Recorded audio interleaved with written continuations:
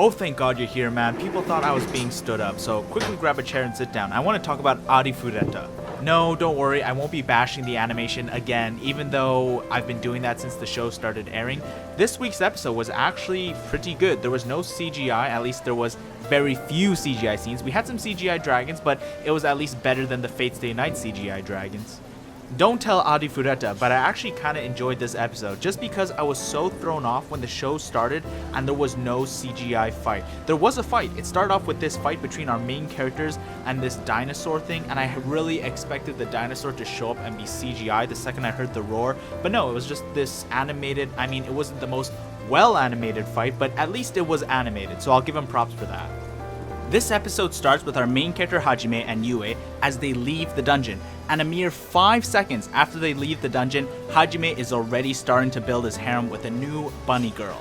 This new character, Shia, she reminds me a lot of the big-breasted elf from How Not to Summon a Demon Lord. You know, the characters are starting to remind me a lot of How Not to Summon a Demon Lord, except for in this case, the demon guy or the main character, he's really edgy on purpose instead of just pretending to be edgy, because his surrounding harem is exactly the same. You have the tsundere, lolly, flat-chested girl. You have the kind of the ditz, big-breasted girl, except for instead of a big-breasted elf girl, you have a big-breasted bunny girl, and instead of a flat-chested cat girl, he has a flat-chested vampire lolly girl.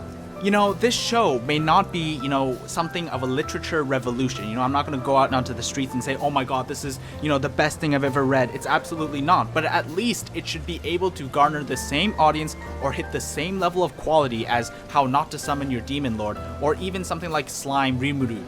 If you're there for the fan service just like me, well then fantastic, because the first half of this episode is nothing but fan service. I really enjoyed that bit, but then the latter half just really pissed me off, because if you're a manga reader and you see the last half, then you're just like, what is going on? They just skipped so much content, I absolutely cannot believe it. The latter half of the episode was so bad, I had to check out the manga. There is absolutely no way a writer would write a story and then just skip by a bunch of characters. Elves, they come up and negotiate, okay, they're gone, next. These orcs show up, they have to fight them, okay, gone, next. Oh, we're there at the tree, we're there guys, we made it, we finished the entire journey in about 15 minutes. What confused me is the fact that this episode was so rushed compared to all the others before. In episodes 1 through 4, they take their time introducing Yue, they take their time introducing everyone. Our main character Hajime actually has to work for quite a bit before he gets overpowered. They show literally all of that.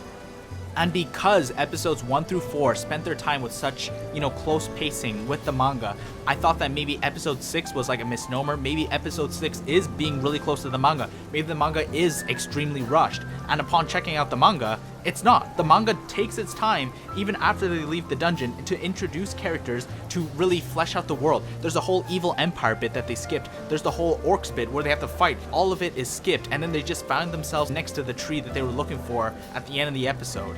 I'm guessing I'm supposed to be caring about these bunny people at the end of the episode when they have to part ways because of all the time we clearly spent together. For example, in Rimuru Slime, they spend so much time not focusing on Rimuru because he's too overpowered. They focus on the people around him, the NPC people that he's helping. We have this whole bit about Gobuta and how he learned to, dive into people's shadows or something like that.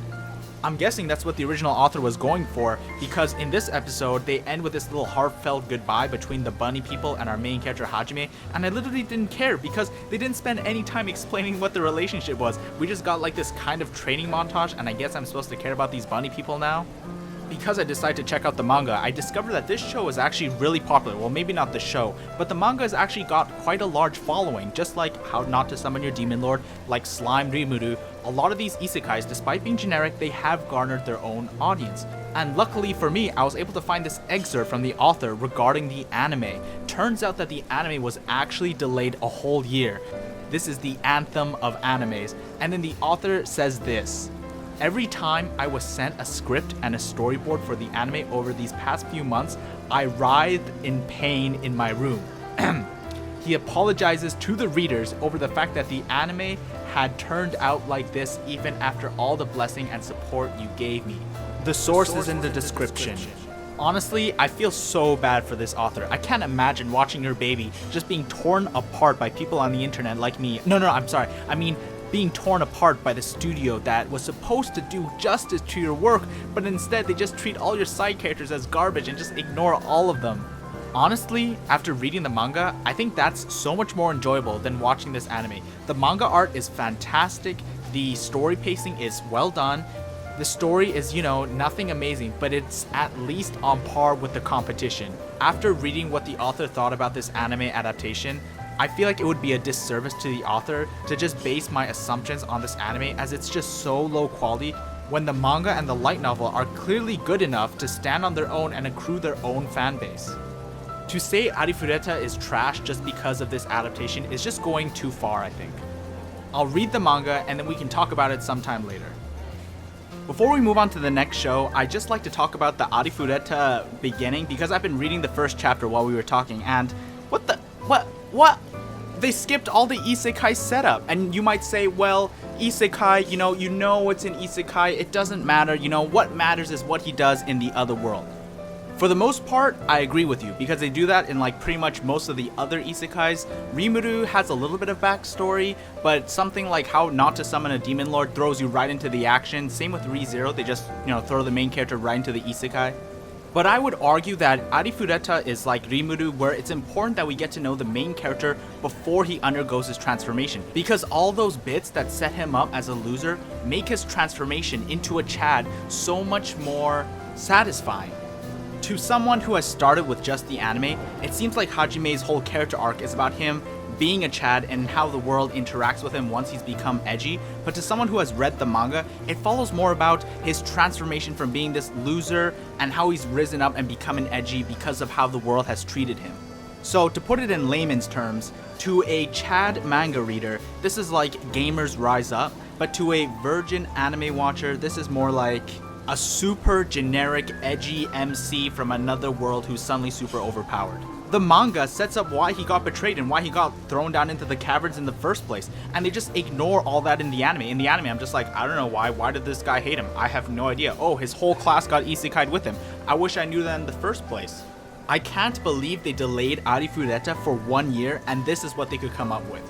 So consider this a preview for our future conversation when I catch up with the Arifureta manga. I've only taken the smallest of peeks into the manga, and I'm already mad at the studio for what they've done to this series. I want to talk about Kanata no Astra because this week's episode was actually really good, but before we do that, I want to quickly touch upon Copcraft. Don't worry, I'm not going to talk your ear off again about the animation. I want to talk about the plot, but more specifically, the plot of the light novel. So apparently, because the plot is really weird, they seem to be jumping all over the place in the anime, and I thought the pacing was completely off. Thanks to Arifureta for opening my eyes for bad adaptations. I wondered a lot about the source material, because Arifureta got done dirty, so maybe Copcraft also got done dirty. Therefore, I decided to do a little bit of internet investigation, and by that I mean just post on a forum and wait for people to answer me. Based on the answers I got, I've come to the understanding that they've been adapting choice stories from the light novel because some of the stories from the light novel have been deemed too risky for, a modern audience. There's stuff like a school shooting, there's some lolly fan service, and it's a mixture of the lolly fan service and the school shooting, and since KyoAni got torched, there's also like another fire scene that they cut out completely. On their Twitter, the official Twitter for Copcraft, they urge people who have not read the light novel and are interested in these side stories that they've cut to go check out the light novel. The studio clearly fears some kind of public backlash for animating the source material as it is, so I guess I can give them a free pass. I don't know if I'll keep watching it now that I know they're not following the source material at all. It's pretty much like choice small stories that they pull out of the blue, which is why everything feels so disjointed. At first, being a Westerner, I thought they were scared of like some kind of Western backlash, those goddamn SJWs on Twitter always complaining. But no, there's no way to read the light novel in the West. There's no way to legitimately read it. You have to rely on fan translation, so I'm not sure what they're getting at. They must be scared of something that must be so risque that even the Japanese public can't handle it. And that gets me kind of curious. What could be so bad about the Copcraft light novel that they wouldn't animate it in Japan? And there's no way they care about the Western audience because there's no way to read the light novel in English. So what we ended up getting is this really dumbed down adaptation of Copcraft. All the really edgy stuff has been really censored out. There's not even any lolly fan service, even though other animes do that. The school shootings, the fires, all that stuff has been cut out, and they're only animating choice stories from the novel, which is why the whole thing feels weird and strung together. and the pacing is completely off because they can't pick up from the previous story if, they never animated the previous story. Anyways, let's talk about Kanata no Astra. So previously in the last episode, we got met with this hibernating chick who just got taken out of her hibernation, and our main characters find out she's a Russian astronaut who wants to go back to Earth. And according to her, it's only been about 12 years since her expedition, but that doesn't make sense because her tech is just so old school. I believe in the first episode they talk about how old the Astra is, and if her ship is just like the Astra's, then she must be way older than 12 years. And her suit, look at her space suit, it's not like at all like the other designs. So I put out this theory to my friends, and one of my friends told me, well, 12 years ago, the idea of an iPhone was completely ridiculous. We didn't have that. If we took a folding phone and we took that to 12 years ago, they'd be like, oh my god, have you discovered like some kind of alien technology? Maybe she could only have been asleep for 12 years, but if you think about it, she had that weird reaction when they told her it's only been 12 years, and she's like, haha, yeah, it's only been 12 years, and she starts to freak out. So maybe this is like a 1984 situation where they think it's 1984, but it's really not 1984. Also, her mission was to go out into space and find other planets that could be habitable for humans, and she talked about how she wants to go back to Earth and she's from Russia, but our kids, our main characters, they're not from Earth, they're from some other planet. So by this time, her mission is done. Everyone's already done that, so it's been a lot more than 12 years. So because of this, I thought she was going to be the one to leave us on a cliffhanger at this episode, because so far, at the end of every episode, they've left us on some kind of a cliffhanger. But instead, we get more insight into the whole Kitari and her little sister debacle, where it turns out that her little sister and Kitari are exactly the same person. We know Kitari's mom and Zach's dad were both working on some kind of experiment, but if you think about it, Kitari's mom and Zach's dad must have been working on some kind of cloning project. All the signs are there because Kitari and her little sister are the same person, so they're both clones of each other, and I'm guessing she's a clone of her mom, and Zach must be a clone of his dad because Zach talks about how he looks his dad in the eyes and his dad doesn't look at him with any affection. His dad looks at him like some kind of doll. This is some interesting stuff because that means this anime is going to tackle nature versus nurture next episode, and I wonder what they're going to take on it because technically Zach got his smarts from his dad, so that's nature. But then enter nurture. Because of the way he was brought up, he's not going to be like his dad at all. He's pretty much a different person, which is really interesting. Those first few episodes were really rough and we've lost quite a few people along the way. I know quite a few people that have dropped this show, but I'm glad I stayed because we also got some really good alien fighting. I mean, this is not exactly what I expected. I kind of expected, since they're in space, to have some kind of space battle, or maybe they would hunt some kind of weird alien beings. They hunt some kind of weird alien being in this episode, but it's more of like a sided joke thing where this weird alien plant starts running at Kitari and she throws a shroud over it covering the sunlight so it stops moving, and it makes all these weird sounds as she pulls it out of the ground. Really weird stuff. This is the kind of stuff that I kind of expected more out of Kanata no Astra, but instead we got a character drama, and I'm starting to accept the character drama stuff. In this episode, we even got a scene where Kitari and Zach talk about how they want to get married to each other, and that was a great scene. I quite enjoyed it. It was really funny and very pure, but without a doubt, the best scene in this episode was the part where the Russian girl's like, so when are we going to depart, Captain? And Kanata just says, our ship is actually broken too. Oops. And she just faints on the spot.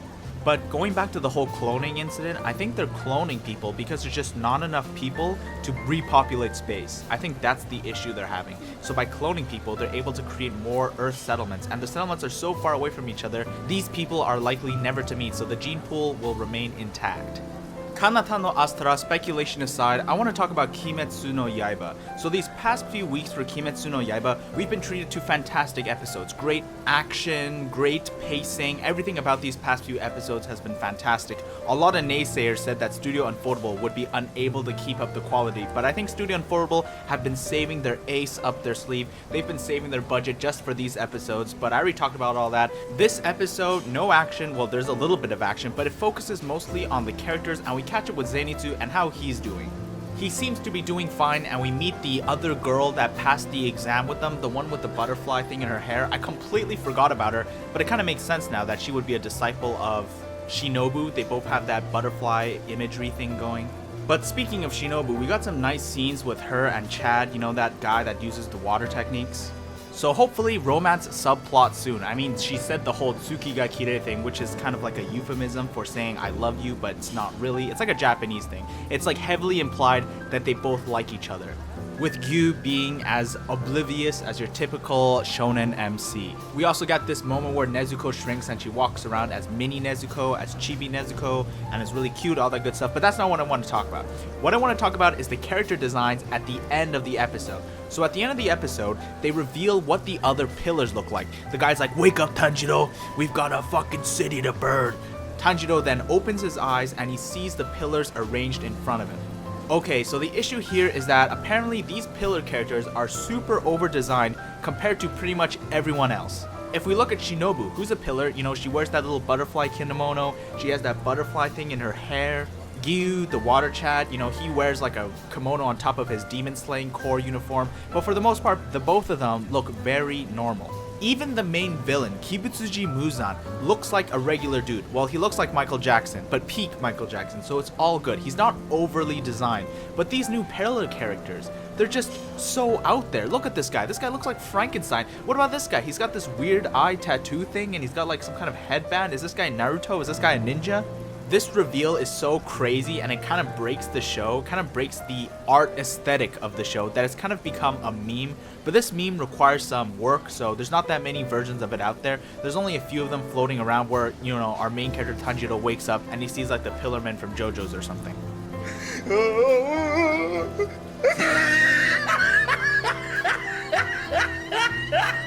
Ah, look at the top of his head. But I think it's fine. Maybe it's because I've been playing a little too many Square Enix games and I've just gotten used to the crazy character designs. Let's just be thankful that Frankenstein over there in the back isn't wearing like 600 belts and the ninja guy there doesn't wear an eye patch or something. Only to remove the eye patch and say something along the lines of, "Just this once, forgive me, master, but I must go all out." So what I'm really trying to say here is it's fine, okay guys, calm down, it's not that bad. Now that we're done talking about that, let's talk about Enen no Shobutai. So recently, I decided to look up Enen no Shobutai and I found out it was being animated by David Production. And because it's animated by David Production, it makes sense that the quality of the show is very high. But there are some scenes where the camera zooms out to the back and we see the characters from far away, and you know, David Production does that quite a bit. They do that in JoJo's Bizarre Adventure a lot actually. But whenever they do that, they still make the effort of drawing in their faces. So I'm not sure why they don't do that for Enen no Shobutai. Maybe you've noticed it too, but they do a lot of scenes where they zoom the camera out back and they just have a static image of the two characters just standing still with nothing animated, not even their face. They don't even move their mouth. If this was like a one-time thing, whatever, but they seem to be doing it more often, so I'm not sure if this is like a stylistic choice or if they're doing this on purpose. Maybe they've just gotten fed up with the people taking screen caps from JoJo's Bizarre Adventure where they zoomed the camera out and still try their best to draw on the faces. But obviously the faces look a little strange, and it's gone so bad to the point where there's a Know Your Meme page about it, and I'm not sure if I like this alternative. You know, not drawing the faces at all kinda sucks. So either it's a way of cutting costs, which is something I believe, or it's because the community ruined something I like again. Don't you love it when the community ruins something? I mean, we just had it for laughs, but now we went a little too far, so now David Production won't even draw in faces. But hopefully it's just a budget issue and they'll go back to giving us nice meme faces in the future. Anyways, enough about that. I want to talk about Araburu Kisetsu no Otome-domo. We haven't talked about this in about 3 weeks, I think. We haven't talked about this show at all, and it's mainly because getting through the show is just so painful. It's so cringe, it's so weird. I kept with it just because I wanted to see how Sonezaki, her relationship, how that would pan out, because that was really the only interesting bit. Those were the only redeeming characters in the show. Everyone else got really, really weird, especially the part where they introduced pedo Steve Jobs. When pedophile Steve Jobs stepped on the scene, I was like, this is getting real weird, guys. And then to top it all off, we got a top 10 anime betrayal. When Sugawara steps away from Kazusa, Kazusa is about to confess to her guy, and then Nina, after spending all this time saying no, I'm not interested, she makes a move on her man, and then Kazusa does this whole bit where she's like, you know what, if I lose, it's all good because my boy is with my favorite girl, so now we can be the best of friends. This then caused me to search up spoilers for this show because I want to know if I'm about to get baited into a crazy love triangle, and yes, I read ahead in the spoilers and it gets really, really bad. So I'm only talking about it now because I'm probably going to drop this show. You know what? Sonezaki got her happy ending. She stepped on her man's shadow. They got together. They hugged. Maybe they kissed, I don't remember, but you know, they got together. The point is, they got together, and now that they're together, my whole point for watching the show is gone. I've read the spoilers, it gets really crazy, and now I'm out. But now I just remembered the red hair guy, the red haired cuck guy that follows around Kazusa's best friend. You know, the guy that turned Kazusa's best friend into a lesbian? I guess she was already a lesbian, but it reinforced her idea that men are not worthy. Every time he walked onto screen, I had to pause the show because I got so much secondhand embarrassment, so much cringe from watching it. I just couldn't handle it anymore. Is it perhaps because I see a little bit of myself in him? No, this can't be true. It can't be. I can't watch the show anymore. Sonizaki got her happy ending. The show is over. They lived happily ever after. Don't read the spoilers. Don't keep going. It gets a lot worse. Somebody needs to stop Sugawara Nina. She seems to be sucking the happiness out of literally everybody she encounters. Anyways, that's enough about that. How are you doing, man? Did you go order a drink? Oh, I see.